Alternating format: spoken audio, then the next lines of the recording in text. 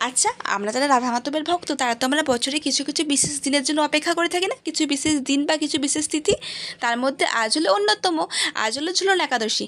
রাধে রাধে বন্ধুরা, আমি অনুরাধা। আমার অনুরাধা গল্পেতে তোমাদের সবাইকে অনেক স্বাগত জানাই এবং অনেক অনেক অনেক ভালোবাসা। যেহেতু আজকে ঝুলন একাদশী, তো গতকাল সন্ধেবেলায় আমাদের রাধা মাধব এবং গোপাল ঝুলন দোলনাতে উঠে পড়েছে। আচ্ছা, দেখে বলো তো আমার গোপালকে কত সুন্দর লাগছে, আমার গোপুসোনাকে। তার সঙ্গে এই ঝুলন দোলনাটাও কি অপরূপ লাগছে না দেখতে।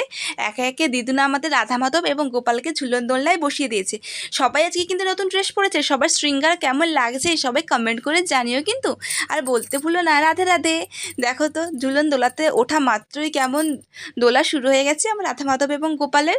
দৃশ্যটা কি মনোরূপ, তাই না? আমাদের কৃষ্ণ ভক্তদের জন্য এর থেকে অপরূপ দৃশ্য আর হয় না। আর কে দোলাচ্ছে জানো? দোলাচ্ছে আমাদের বাড়ির ছোট্ট রাধারানী।